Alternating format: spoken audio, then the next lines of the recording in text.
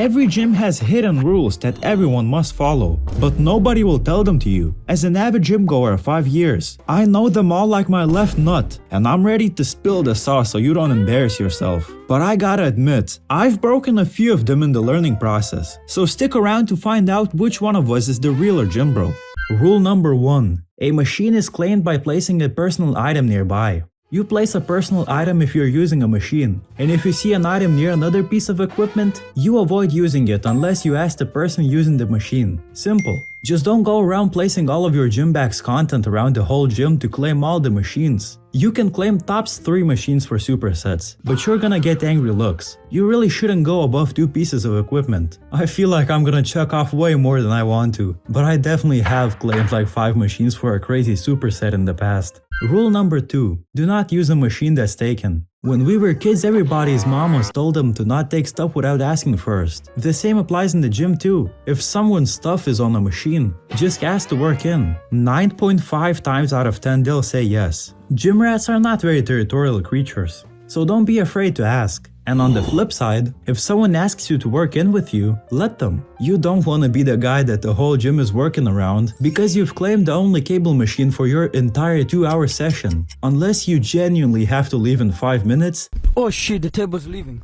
There's no excuse for hogging equipment. If you said that you haven't stolen a machine, you're lying. It's easy to not notice that the machine is already taken and accidentally steal it. I have for sure broken this rule. Rule number 3. Don't give unsolicited advice. If you've been in the gym for some time, most likely you have felt a very strong urge to tell a beginner that's not how you do lateral raises. It's very important that you resist it. Unless you see that the person is about to injure themselves, just don't intervene. Just let them figure it out the same way you did back in the day. The truth is that even if your advice is good and correct, nobody wants to hear it from a random person mid-workout. Save it for someone who actually needs it. I'm finally breaking this streak. I haven't done this one. Rule number 4. Don't give random spots. This is similar to the unsolicited advice, as you don't ever spot a random person for no reason. It's like the gym equivalent of grabbing someone's steering wheel while they're driving. But if you see that a guy is pinned under a 225, by all means do spot him.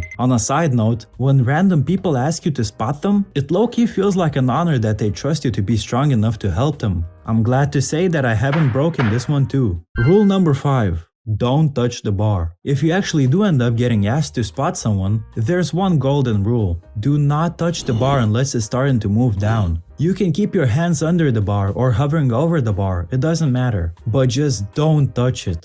Whenever someone helps you on a rep you didn't need help on, it just ruins your whole set. And God forbid if you ask for a spot on a 1 rep max and they help you for no reason. Your entire day, if not week, just got ruined. You worked up on that weight for months, and now it has an asterisk next to it forever, because someone couldn't keep their hands to themselves. I am not guilty. Are not. Told you. What? Told you, bro. Are you serious? Told you, can I really rock? I somehow learned this very early on and never broke this rule. Rule number 6. Re-rack your weights. This is the most obvious one, yet somehow the most overlooked one. You don't leave 245s on a bar and just walk away like you just checked out of a hotel room. Nobody is getting paid to clean up after you. Also, it's important to bring the weights back to where you found them, not just leave them on the floor near the machine you used. I know this is hypocritical, but I have broken this rule. I recall at least 2 times where I was going home after a workout and I remember that I in fact did not unload the bar. Rule number 7. Don't talk to people mid-set. This one is annoying. You have to wait until the person is finished with their set, especially if they have headphones on. I remember once I was doing a set of shoulder press when a random lady tapped me on the shoulder. I stopped my set, took off my headphones, just for her to ask me how many sets I got left. I think I said I had 2 more left or something. Then I put my headphones back on and just continued the set, only to feel her tapping on my shoulder again, like 3 reps later, to ask if she can work in after this set.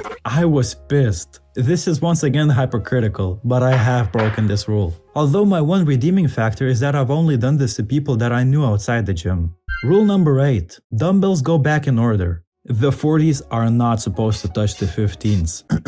That applies to real life too, by the way. Also, do not ever shuffle the weights. It's the worst when you go to pick up 25s for lateral raises and one ends up being a 15 and now your left shoulder hurts again. I haven't broken this one, unless I did it by accident, but I don't remember doing so. Rule number 9. Wipe down the equipment after using it. This one is especially true if you sweat a lot. It's just nasty to sit down in a puddle of sweat, or having to wipe down some stranger's bodily fluids off a seat. Most gyms have paper towels for exactly this reason. The person coming after you will silently thank you, and you will have made the world just a little better. Now look, I gotta be honest, I have wiped like 10 times total in my nearly 5-year gym career, but usually I just don't sweat that much, so I just don't bother. Rule number 10. Don't hover. If you ask someone how many sets they got left and they say anything above 1, don't stand there awkwardly close to them with your arms crossed, staring at every rep like a disappointed father. Walk around, do another exercise, do literally anything else than that. If this has ever happened to you, you know exactly how uncomfortable it is. The worst version of this is when they try to make eye contact with you during every rep. You can just feel their eyes on you, and suddenly you don't even remember how to lift properly. Not guilty. Though I have stared at them across the gym, just so I can hop in as soon as they're done, but that doesn't count. Rule number 11. Acknowledge the regulars. You probably see these people more often than your grandma. Why not just give a little nod or say hey? No need for a full-blown conversation. Gym friendships start with a simple nod, and sometimes they turn into something you never expected. I know a guy that ended up marrying a girl he met by just saying hello at the gym. Way back when I was still new at the gym, I used to be too scared to say anything. But nowadays, I always shoot a quick hi, so I wouldn't count this as breaking the rule. Rule number 12. The squat rack is for squats, not bicep curls. It's self-explanatory. Don't curl in the squat rack. There are dumbbells, curl bars, cable machines. I know some gyms even have dedicated preacher curl machines. Just use any of the above. Back in the day I have broken this rule. I don't do it anymore though. Rule number 13. Try to keep it to yourself. Yes, this is a gym, not a library, but there's a difference between grunting through a heavy set and screaming at the top of your lungs on every single rep of a 30-pound dumbbell curl. If you're hitting a PR, it's reasonable, but if you're still on your warm-up set and you're making the whole gym flinch with every rep, maybe dial it back just a little bit. I haven't broken this rule. I usually do a oof or a but never a.